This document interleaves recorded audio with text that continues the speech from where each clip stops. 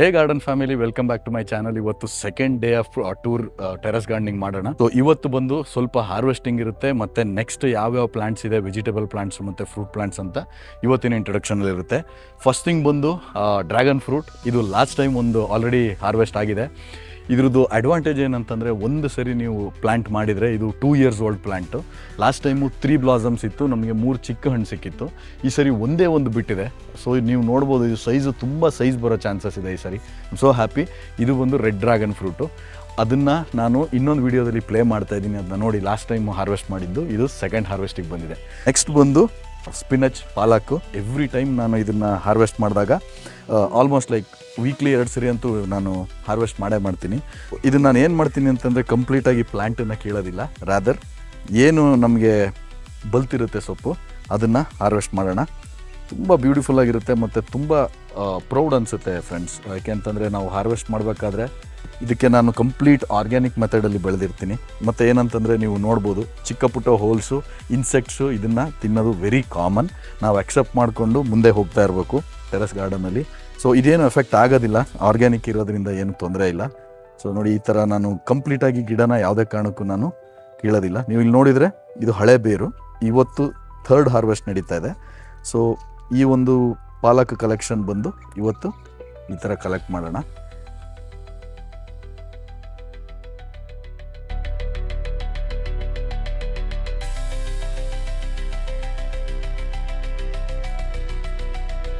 Friends, ಇವಾಗ ಇದು ಬಂದು ಕಂಪ್ಲೀಟಾಗಿ ಹಾರ್ವೆಸ್ಟ್ ಆಗಿದೆ. ಇವತ್ತಿಗೆ 1 ಟೈಮ್ಗೆ ಸಾಕಾಗುತ್ತೆ ನಮಗೆ ಪಾಲಕ್. ಮತ್ತು ಇಲ್ಲಿ ನೋಡಿದಾಗೆ ನೀವು ಈ ಹಳೆ ಬೇರು ಹೊಸ ಚಿಗುರು ಅಂತ ಏನು ಕರಿತೀವಲ್ಲ, ಸೊ ಸಿಮಿಲರ್ಲಿ ಹಳೆ ಬೇರಲ್ಲೇನೆ ಇದು ಮತ್ತೆ ನನಗೆ ಇನ್ನೊಂದು ವೀಕಲ್ಲಿ ಮತ್ತೆ ಇಷ್ಟೇ ಹಾರ್ವೆಸ್ಟ್ ಸಿಗುತ್ತೆ. ಆ್ಯಕ್ಚುಲಿ ಇದು ಇವತ್ತಿನ 1 ಪಾರ್ಟ್ ಆಫ್ ಹಾರ್ವೆಸ್ಟ್, ಓಕೆನಾ. ಸೊ ನೆಕ್ಸ್ಟ್ ಬಂದು ಈ ಪ್ಲ್ಯಾಂಟ್ ಏನಂತ ಗೆಸ್ ಮಾಡಿ ನೋಡೋಣ. ತುಂಬ ಸರ್ಪ್ರೈಸಿಂಗ್ ಪ್ಲ್ಯಾಂಟ್ ಇದು. ಯಾರು ಗೆಸ್ ಮಾಡೋದಿದ್ರೆ ಕಮೆಂಟ್ ಮಾಡಿ. ಬಟ್ ಇಮಿಡಿಯೇಟಾಗಿ ನಿಮಗೆ ಹೇಳಬೇಕು ಅಂತಂದರೆ, ದಿಸ್ ಈಸ್ ಸಾಂಫ್. ನಾವು ಏನು ಫೆನಲ್ ಸೀಡ್ಸ್ ಅಂತ ಕರಿತೀವಿ, ನೀವು ಸಾಂಫ್ ಏನು ಯೂಸ್ ಮಾಡ್ತೀರಿ, ಡೈಜೆಷನ್ಗೆ ತುಂಬ ಒಳ್ಳೆಯದು, ಆ ಪ್ಲ್ಯಾಂಟ್ಸ್ ಇರುತ್ತೆ. ಇದು ಒಂದು ಬೀಜದಿಂದನೇ ರೆಡಿ ಆದರೆ ಇದು ತುಂಬ ದೊಡ್ಡದಾಗಿ ಬೆಳೆಯುತ್ತೆ. ನಾನು ಟ್ರಾನ್ಸ್ಪ್ಲಾಂಟ್ ಮಾಡ್ತೀನಿ, ಅದರ್ವೈಸ್ ಇಲ್ಲೇ ಬಿಟ್ಟರು ನಿಮಗೆ ಸಾಂಫ್ ಸಿಗುತ್ತೆ. ಇಟ್ ಲುಕ್ಸ್ ಲೈಕ್ ನೀವು ಸಬ್ಬಸಿಗೆ ಸೊಪ್ಪು ಅಂತ ಹೇಳ್ತೀರ, ಆ ಥರ ಕಾಣುತ್ತೆ. ಬಟ್ ಇದು ಸಾಂಫ್. ಇದು ನೋಡ್ಬೋದು, ತುಂಬ ಚೆನ್ನಾಗಿ ಬ್ಲೂಮ್ ಆಗಿದೆ. ಮತ್ತು ಮಣ್ಣು ಅಷ್ಟೇ ಕ್ವಾಲಿಟಿ. ನೀವು ಮಣ್ಣಿಂದು ಸಪ್ರೇಟ್ ವೀಡಿಯೋ ಒಂದನ್ನು ಚೆಕ್ ಮಾಡಿ, ಒಂದು ಇದೆ. ಸೊ ಅದರಲ್ಲಿ ನೀವು ಮಣ್ಣು ಮತ್ತು ಏನು ಕಾಂಬಿನೇಷನು ಫಾಲೋ ಮಾಡ್ಬೋದು. ನಾನು ಇನ್ನೊಂದು ಲೇಟೆಸ್ಟ್ ವೀಡಿಯೋ ಒಂದು ಅಪ್ಲೋಡ್ ಮಾಡ್ತೀನಿ. ಸೊ ಈ ಸಾಂಫನ್ನು ನೀವು ನೋಡಬೇಕು ಅಂತಂದರೆ, ಒಂದು ದೊಡ್ಡ ಪ್ಲ್ಯಾಂಟ್ ಇದೆ. ಇಲ್ಲಿ ಬನ್ನಿ. ಇಲ್ಲಿ ಬಂದರೆ ಸೊ ಇದು ಬಂದು ಸಾಂಫು. ಇದು ಆಲ್ರೆಡಿ ಒಂದು 2 to 3 ಟೈಮ್ಸ್ ಹಾರ್ವೆಸ್ಟ್ ಆಗಿದೆ ನನಗೆ. ಇದು ತುಂಬ ಬ್ಯೂಟಿಫುಲ್ಲಾಗಿ ಬರುತ್ತೆ. ನಿಮಗೆ ಈ ಥರ ಕ್ಲಸ್ಟರ್ಸ್ ಫಾರ್ಮ್ ಆಗಿರುತ್ತೆ, ನೋಡ್ಬೋದು ನೀವು. ಈ ಕ್ಲಸ್ಟರ್ಸನ್ನು ನಾವು ಸಾಂಫನ್ನು ಹಾರ್ವೆಸ್ಟ್ ಮಾಡ್ಕೋಬೋದು ಡೈರೆಕ್ಟಾಗಿ. ಸೊ ಆ ಪ್ಲ್ಯಾಂಟ್ಸನ್ನು ನಾನು ಹಾಕಿದ್ದೀನಿ. ಇದು ಒನ್ ಆಫ್ ದಿ ಈಸಿಯೆಸ್ಟ್. ಮತ್ತು ಅಗೇನ್ ಟೆರೆಸ್ ಗಾರ್ಡನಿಂಗ್ ಮಾಡಬೇಕು ಅಂತ ನೀವಿದ್ರೆ ತುಂಬ ಈಸಿ ಇದು. ನೀವು ಶಾಪಿಂದ ಏನು ಸಾಂಫ್ ತರ್ತೀರಿ ಅದನ್ನೇ ಪ್ಲ್ಯಾಂಟ್ ಮಾಡ್ಬೋದು. ಅದನ್ನು ಪ್ಲ್ಯಾಂಟ್ ಮಾಡಿದರೆ ನಿಮಗೆ ಈ ಥರ ಸಾಂಫ್ ಸಿಗುತ್ತೆ. ಸೊ ದಿಸ್ ಈಸ್ ಅಗೇನ್ ಸಾಂಫ್. ನೆಕ್ಸ್ಟ್ ಬಂದು ಮಲಬಾರ್ ಸ್ಪಿನಾಚ್. ಅಲ್ಲಿ ಸ್ಪಿನಾಚ್ನ ಕಲೆಕ್ಟ್ ಮಾಡಿದ್ವಿ, ಇಲ್ಲಿ ಬಂದು ಮಲಬಾರ್ ಸ್ಪಿನಾಚು. ಇದು ಏನಂತಂದರೆ, ಒಂದೇ ಒಂದು ಸ್ಮಾಲ್ ಒಂದು ಕಡ್ಡಿನ ನೀವು ಹಾಕಿದರೆ ಇದು ನಿಮಗೆ ವರ್ಷವಿಡೀ ಕೊಡುತ್ತೆ. ಬಸ್ಲೆ ಸೊಪ್ಪು, ಕನ್ನಡದಲ್ಲಿ ನಾವು ಬಸ್ಲೆ ಸೊಪ್ಪು ಏನು ಕರಿತೀವಿ ಅದು. ಇದನ್ನು ನೀವು ಡೆಫಿನೆಟಾಗಿ ಟ್ರೈ ಮಾಡ್ಬೋದು. ನೀವು ಬಿಗಿನರ್ಸ್ ಆಗಿ ನೀವೇನಾದರೂ ಪ್ಲಾಂಟೇಷನ್ ಮಾಡಬೇಕು ಅಂತಿದ್ರೆ ಇದು ಒಂದೇ ಒಂದು ಕಡ್ಡಿ ಹಾಕೊಳ್ಳಿ. Pot doesn't matter. ಚಿಕ್ಕ ಕಂಟೈನರ್ಗಳಲ್ಲೇ ನಾನು ಕಸ್ಟಮೈಸ್ ಪಾಟ್ಸನ್ನು ಮಾಡಿದ್ದೀನಿ.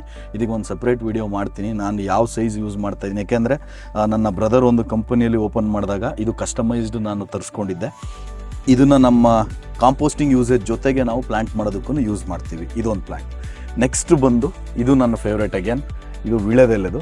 ಇದು ಸೈಜ್ ಯಾಕೆ ಕಮ್ಮಿ ಇದೆ ಅಂತಂದರೆ, ಇದು ಫಸ್ಟು ಇದಕ್ಕೆ ಟ್ರೆಲ್ಲಿಸ್ ಬೇಕಾಗುತ್ತೆ. ಈ ಟ್ರೆಲ್ಲಿಸ್ನ ನಾನು ರೆಡಿ ಮಾಡ್ತಾಯಿದ್ದೀನಿ ಇವಾಗ ಸದ್ಯಕ್ಕೆ. ಇಲ್ಲಿ ನಾನು ಸ್ಪ್ರೆಡ್ ಮಾಡಿದ್ದೀನಿ. ತುಂಬ ಬ್ಯೂಟಿಫುಲ್ಲಾಗಿ ಬಂದಿದೆ ಇದೂ ಆ್ಯಕ್ಚುಲಿ. ಬಟ್ ಏನಂತಂದರೆ, ಇದನ್ನು ಟ್ರೆಲ್ಲಿಸಲ್ಲಿ ನಾವು ಟೈ ಮಾಡಿದಾಗ ಇಲ್ಲಿ ಏನು ಈ ರೂಟ್ಗೆ ಏನು ಮಣ್ಣು ಸಪೋರ್ಟ್ ಸಿಗುತ್ತೆ, ಆವಾಗ ಇದು ತುಂಬ ಚೆನ್ನಾಗಿ ಬರುತ್ತೆ. ಸೊ ಇದೊಂದು ಪ್ಲ್ಯಾಂಟ್ ಇದೆ ನನ್ನ ಹತ್ರ ಇವಾಗ. ನೆಕ್ಸ್ಟ್ ಬಂದು ಗ್ರೇಪ್ಸು. ಇದು ಬ್ಲ್ಯಾಕ್ ಗ್ರೇಪ್ಸ್ದು ಗಿಡ. ಚಿಕ್ಕಬಳ್ಳಾಪುರ ಸೈಡಲ್ಲಿ ಒಂದು ಫಾರಮಲ್ಲಿ ತಂದಿರೋ ಅಂಥ ಗಿಡ ಇದು. ಸೊ ಇದು ಹಾಕಿ ಕರೆಕ್ಟಾಗಿ 3 months ಆಗಿದೆ ಫ್ರೆಂಡ್ಸ್. ಸೊ ನೋಡ್ಬೋದು, ಇದು ಸ್ಪ್ರೆಡ್ ಆಗಿ ಇಲ್ಲಿವರೆಗೂ ಆಲ್ರೆಡಿ ಹಬ್ಕೊಂಡಿದೆ. ಸೊ ಇದು ಫ್ರೂಟಿಂಗು ಇನ್ನೂ 1 year ಕಾಯಬೇಕಾಗ್ಬೋದು ನನಗೆ. ಬಟ್ ಸ್ಟಿಲ್ ಇದನ್ನು ಕಾರ್ನರಲ್ಲಿ ಇದನ್ನು ನಾನು ಸ್ಪ್ರೆಡ್ ಮಾಡಿದ್ದೀನಿ. ಇದೊಂದು ನ್ಯಾಚುರಲ್ ಟ್ರೆಲ್ಲಿ. ಇದು DIY ಅಂತಲೇ ಹೇಳ್ಬೋದು. ಡೂ ಇಟ್ ಯುವರ್ ಸೆಲ್ಫ್, ನೀವೇ ಮಾಡ್ಬೋದು. ತುಂಬ ಈಸಿಯಾಗಿ ಮಾಡ್ಕೊಂಡಿದ್ದೀನಿ. ಈ ವುಡನ್ ಫ್ರೇಮ್ಸ್ನ ಕಲೆಕ್ಟ್ ಮಾಡಿಕೊಂಡು ಅದನ್ನು ಟೈ ಮಾಡಿ ಇಲ್ಲಿ ಒಂದು ನೋಡ್ಬೋದು ಈ ಒಂದು ಏನು ಪೈಪ್ಸ್ ಇದೆ ಇದರಲ್ಲಿ ನಾನು ಸಪೋರ್ಟ್ ಕೊಟ್ಟು ನಿಲ್ಲಿಸಿದ್ದೀನಿ. ಲಾಸ್ಟ್ ಇಯರ್ ಇದರಲ್ಲಿ ಕಂಪ್ಲೀಟಾಗಿ ಬೇರೆ ಬೇರೆ ವೆಜಿಟೇಬಲ್ಸ್ ಹಾರ್ವೆಸ್ಟ್ ಆಗಿತ್ತು.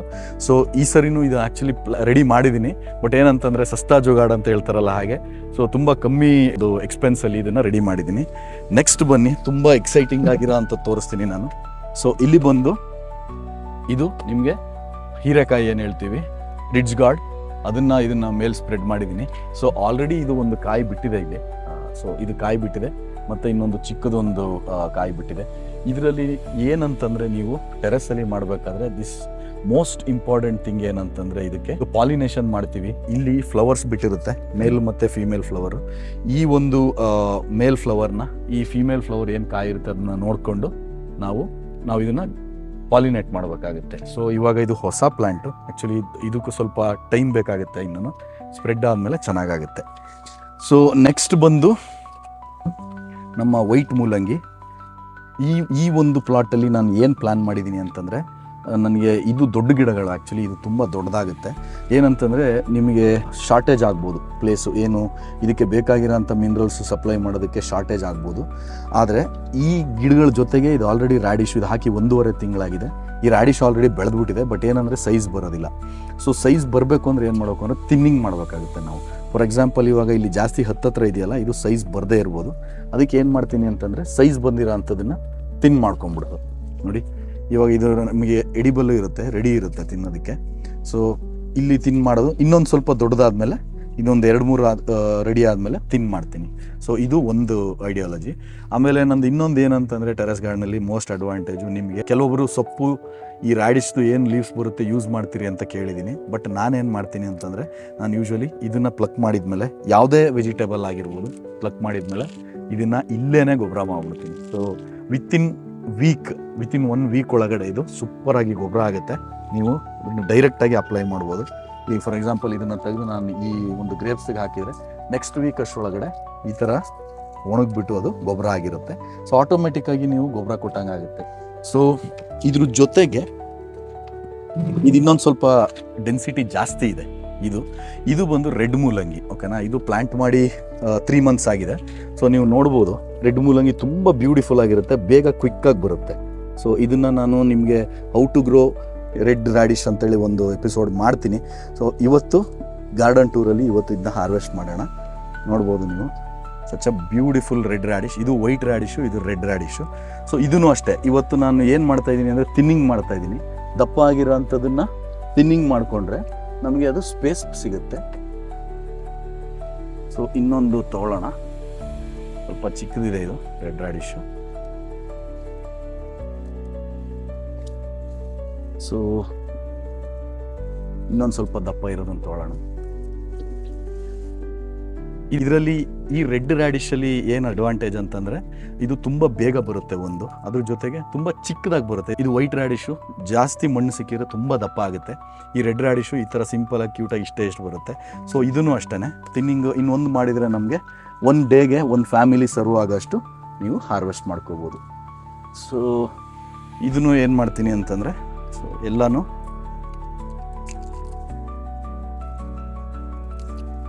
ಎಲ್ಲ ಲೀವ್ಸನ್ನು ಕಲೆಕ್ಟ್ ಮಾಡಿಕೊಂಡು ಇದನ್ನು ಇಲ್ಲೇ ಗೊಬ್ಬರ ಮಾಡ್ಬೋದು.